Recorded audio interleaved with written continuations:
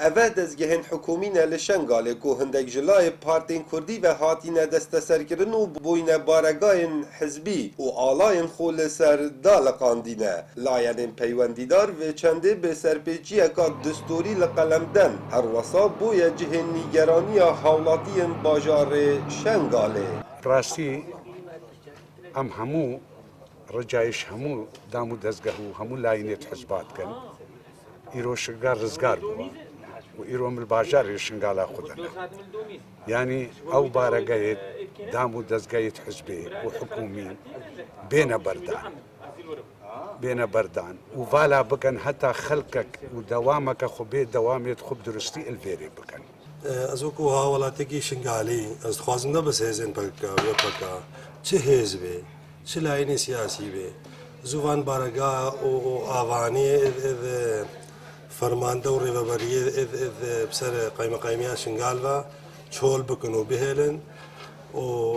تسلیمی برپرسید وان فرمانده ها بکن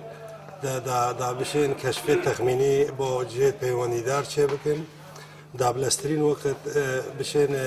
آوا بکن و بکفنا خدمت ده قایمقام قضا شنگاله دبیجید ما به رابون یاسایی کری نو هر پارتکا بارگاین حکومی چول نکد به گوره یاسای ده رفتار دیل هیتا کرن جبر کوداگیر کرنا بارگاین حکومی جلای پارتن سیاسی و ده بیت سدما پاش اخستنا پروسیسا پیجوچونا شنگاله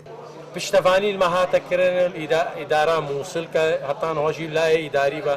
شنگال بشکش پارزگاه موصله كباريزقال أمرك دريخسي إداري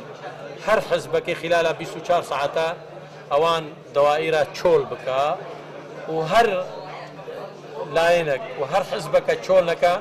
إجراءات قانوني بحقيوان وينزا هف ما فكي دستورية وياصية وأخلاقية وإنسانية هجی گوتن اگو پشتی شنگال هاتیا رزگار کرن جلای پیشمرگی و هزین کردی و اکثر چند بارگاه حکومی هات نداگیر کرن جلای هندک پارتین سیاسی و وکو ریوبریا پولیسین شنگاله و سایلویا شنگاله و هندک قطابخانه